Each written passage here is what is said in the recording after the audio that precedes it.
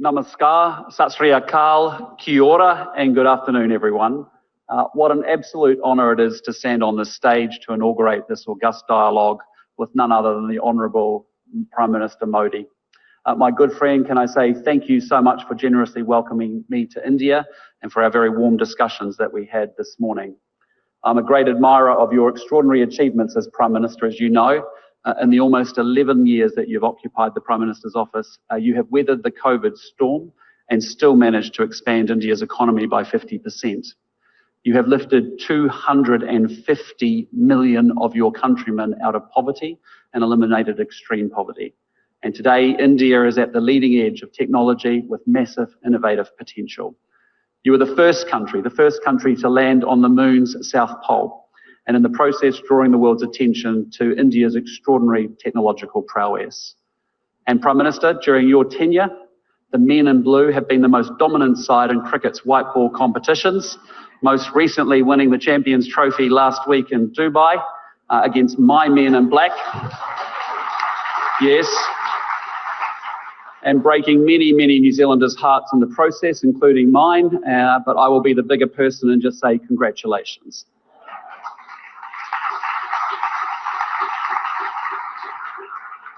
Among this catalogue of achievements is the reason that we gather today, the Raisina Dialogue, a forum that provides a moment every year for thought leaders from across the world to focus their collective minds on the contemporary strategic challenges being navigated right here in the Indian Ocean. And I applaud Dr. Jaishankar and Samir Saran for the intellectual leadership that they have shown driving this dialogue over the past 10 years. It has grown into a hugely influential forum. And look no further than the luminaries that you attract.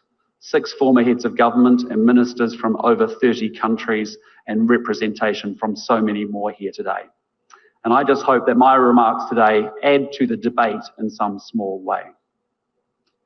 Ladies and gentlemen, it is more than 200 years since Indians and New Zealanders began living side by side. At the beginning of the 19th century, well before we became a nation, Indian sailors jumped ship in New Zealand, with some meeting up with locals and marrying into our indigenous Māori tribes. And a few years later, Māori traders began travelling to Kolkata to sell tree trunks used in sailing ships, an exchange that echoes down the ages. And just as they were 200 years ago, Kiwi Indians today are fully integrated into our multicultural society. New Zealanders of Indian heritage comprise 11% of the people living in Auckland, our biggest city. And I've brought with me to New Delhi a selection of the Kiwi Indian community leaders, members of parliament, captains of industry, best professional cricketers, and even an online influencer who has revolutionised investment for women the world over. In short, a selection of Kiwi Indians who get up each and every single morning to make New Zealand a better place to live. And our trade has diversified considerably from wood thanks to the increased sophistication of your economy. India today is a critical source of pharmaceuticals and machinery for us, while we are a great tourism and education destination for you. And India has become an ever more significant feature of our society. And yet while there has much that has been developed and changed, there has been something missing at the core of our relationship. With a country as consequential as India, we need rich political interaction, engaged militaries, strong economic architecture, and connections that support a diaspora that bridges between our two great nations. Prime Minister Modi and I sat down today and we charted out the future of our two countries' relationship, a future that builds from where we have been and one that is wholly more ambitious about what we will do together in the future. We agreed to our defence forces building greater strategic trust with one another while deploying together and training together more. We want our scientists collaborating on global challenges like climate change and on commercial opportunities like space. We are supporting our businesses to improve air links and build primary sector cooperation. We will facilitate students and young professionals and tourists to move between our two countries. And we've instructed our trade negotiators to get on and negotiate a comprehensive free trade agreement between our two great nations. A comprehensive agenda to underpin a comprehensive relationship. And as we both look to the future, the opportunity for both of our governments is to sustain that momentum, not only to follow through on the commitments that we have made to one another, but to proactively build on that platform by exploring new opportunities and creating new architecture to ensure that we are creating strategic trust and commercial connection between two countries at the bookends of our wider Indo-Pacific region.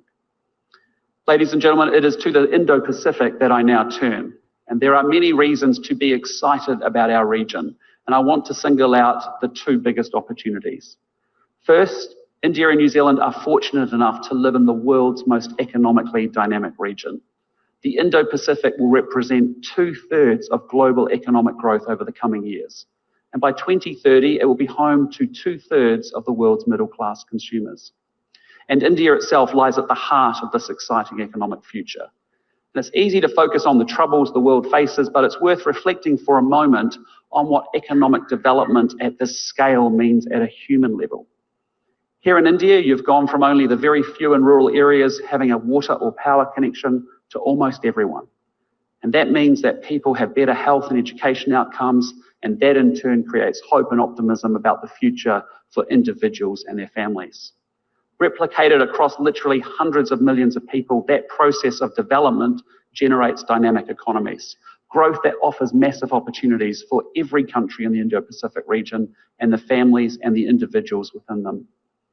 Now, the second big opportunity is technological change. We are on the cusp of a transformation of our economies and societies in a way that we can barely now imagine. I'm talking about artificial intelligence, which is within reach of achieving the cognitive powers of a human being. But I'm also thinking of a range of other technologies, quantum, biotech, advanced manufacturing, that are going to have profound impacts on our economies. And it has felt like this technological transformation has been long heralded, but never quite arrived. Well, it seems to me that a series of innovations, the always online world, big data, powerful computing, machine learning, accumulating in ways that are going to tip over into a dislocation that is new and altogether different.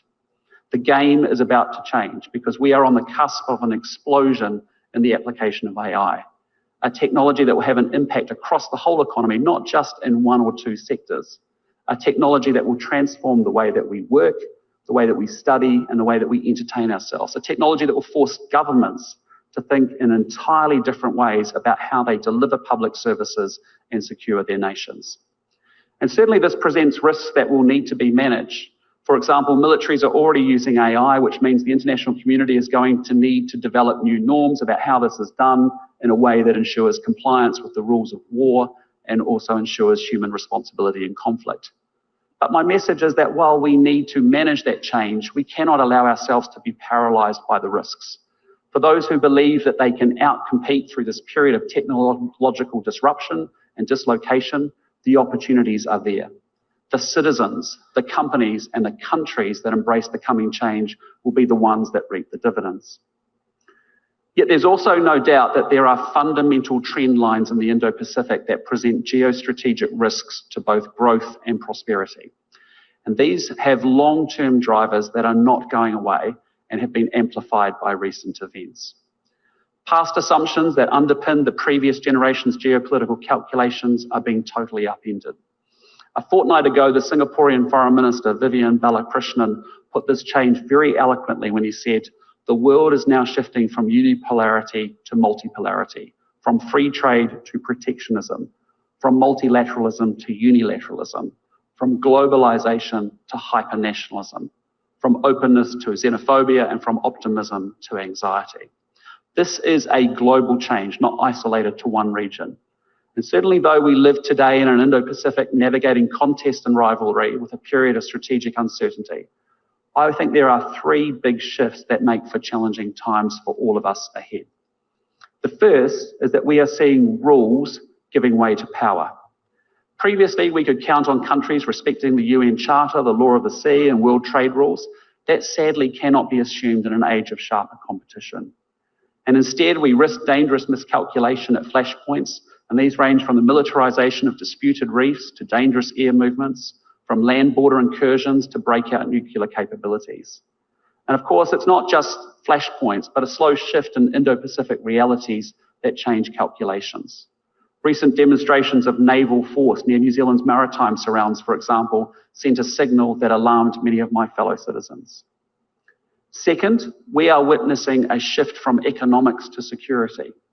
Because after the Cold War, the dominant paradigm in relations between Indo-Pacific countries was a sustained effort to raise the material living standards by tending to our economies. And make no mistake, bread and butter issues still loom very, very large and are a priority for governments all around the region. And indeed, economic growth is my government's highest priority too.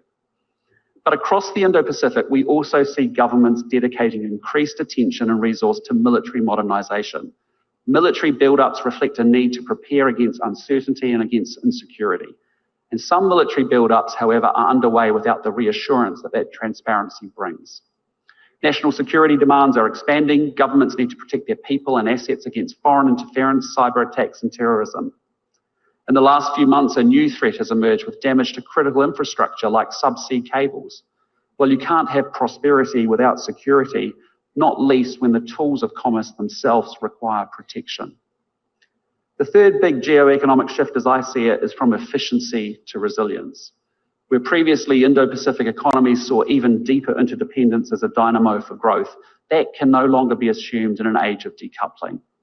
Onshoring, protectionism and trade wars are displacing best price, open markets and integrated supply chains. And so we find ourselves in a world that is growing more difficult and more complex, and especially so for smaller states. However, we must engage with the world as it is, not as we wish it to be. And so like most countries across the region, New Zealand's strategic policy is being shaped by our assessment of these trends. We have agency to shape the Indo-Pacific that we all want, but we must do so with energy and with urgency. Ladies and gentlemen, as New Zealand looks to protect and advance our interests in the Indo-Pacific, we can only do so alongside partners like India that have a significant role to play in the Indo-Pacific region. In an increasingly multipolar world, India's size and geostrategic heft gives you autonomy. At the same time, your democratic partners in the Indo-Pacific offer you a force multiplier for our convergent interests. For at a time when democracy is in decline with less than half the world's adults electing their leaders, it truly is an inspiration that 650 million Indians turned out to vote last year in the largest election in history. Your national election is a triumph of logistics, but it's also a triumph of legitimacy. An election that means your leaders serve their people rather than your people serving their leaders. Now, I don't advocate arbitrary divisions between democracies and autocracies, and just because we are democracies, we won't always see eye to eye. Nonetheless, there's truth in the fact that our democratic governance means that we share a belief in the freedom to choose, giving everyone a voice and respect for the rules. Our interests increasingly converge around seeing three ideas as an aligned set of organising principles for our Indo-Pacific region. And the first is that we want to live in an Indo-Pacific where countries are free to choose their own path, free from interference. A region where no one country comes to dominate. And it is a sign of the times that I have to stand here defending respect for sovereignty, yet New Zealand's approach is increasingly shaped around that objective. Just on Saturday, I joined a call led by Prime Minister Starmer focused on what more those contributing to Ukraine's defence can do to support a just and lasting peace, to help a country whose sovereignty and territorial integrity has been so flagrantly attacked. And in my own home region, our fellow Pacific neighbours are navigating geostrategic dynamics that are their sharpest in nearly 80 years. And in a deeply contested world, Pacific partners are being asked to make choices that may undermine their national sovereignty. They risk falling into over-indebtedness. They must make choices about dual-use infrastructure, and they face pressure to enter new security arrangements. New Zealand invests in working alongside Pacific countries to boost their capacity to make independent choices free from interference. Yet size alone cannot inoculate a country from these dynamics. Building strong and diversified relationships is the key to mitigating the risk of dependence on a few. And that is why my government is investing in our key relationships, from traditional partners to thickening and deepening our relationships across Southeast Asia, and in a serious way with India too. And we have a responsibility to invest in our own security as a down payment on our future ability to choose our own path. And that is why New Zealand will be scaling up and doing more to support our own defence. We plan to better resource and equip our defence force to ensure that we can continue to defend our interests, whether in our near region, in our alliance with Australia, or in support of collective security efforts with partners like India. Alongside this investment in capability, we're making tangible contributions across the Indo-Pacific. When I was in Japan last year, for example, I saw firsthand the work of our aviators and what they do to detect and deter North Korea's sanctions-busting activities. The New Zealand Navy is leading Combined Task Force 150, responsible for multinational activities to protect trade routes and counter smuggling, piracy and terrorism in the Indian Ocean and Gulf of Aden. We are fortunate indeed that India has agreed to take up the deputy command. And underlining these naval connections, one of our frigates, Takaha, is in Mumbai later this week. But as we seek an Indo-Pacific in which countries are free to choose their own path, I'm determined that New Zealand plays its role, whether through our work with Pacific Island partners, our relationship in the Indo-Pacific, or through our own defence efforts. Now, the second principle both India and New Zealand subscribe to is the criticality of Indo-Pacific regional institutions, even as these evolve. Regional architecture scaffolds our region's security and its prosperity. ASEAN continues to promote regional peace and economic development through its convening power and its centrality. It also provides a place for the region's players to come together to discuss strategic issues. ASEAN sits at the centre of the East Asia Summit, which for 20 years now has enabled political dialogue across the region, a forum that builds understanding, like this one, that reduces the risk of miscalculation and contributes to strategic trust. Yet the Indo-Pacific architecture is not static as it adapts to new realities, and many lateral groupings are important new pieces of the puzzle. The Quad has emerged as an important vehicle promoting an open, stable and prosperous Indo-Pacific region. And India's contribution to that evolution, of course, has been vital. And while New Zealand has no pretensions to Quad membership, we stand ready to work with you to advance Quad initiatives. We ourselves are strengthening our work with Japan and the Republic of Korea, as well as Australia. And last year I convened the Indo-Pacific Four to discuss Ukraine and North Korea. And with serious headwinds buffeting the global trade system, New Zealand has seriously invested in Indo-Pacific trade and economic integration groupings. From the CPTPP, the gold standard of FTAs and internationally, through to the RCEP, perhaps the world's most inclusive agreement. And we welcome India's engagement in the regional economic architecture with our work together in the Indo-Pacific Economic Framework, important in an area in which we seek to build one another's resilience. And the third Indo-Pacific principle that we align around is a region in which respect for the rules is foundational. Globally, rules are being undermined, whether those around territorial integrity, freedom of navigation, or laws of war.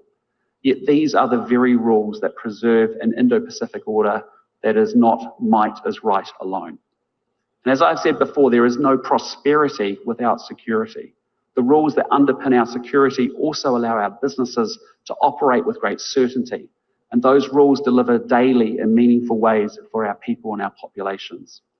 For example, 1 in 4 jobs in New Zealand rely on exports, and our exporting businesses being able to depend on the predictability that those rules deliver. And in a miracle that's only possible thanks to globally accepted aviation standards, 120,000 flights carry 12 million passengers and operate safely between their destinations each and every day. These rules shape the character of our region. We must remain committed to this rules-based system, even while acknowledging its very shortcomings. And it is a truism that the world of 2025 is vastly different from 1945, and our global institutions sadly have been way too slow to adapt. So we're not talking about starting over by remaking the global order. Instead, I tend to agree with Dr. Jaishankar when he says that we want an order in which change is evolutionary at a pace that is comfortable and steady. And that's why New Zealand supports reforming global governance frameworks to better reflect today's realities. Rather than casting them aside, they should give greater voice to the developing world and underrepresented regions. Countries like India, that plays such a central role in the global community, should have a seat at the table. And we've therefore long advocated and supported India having a permanent seat on a reformed UN Security Council.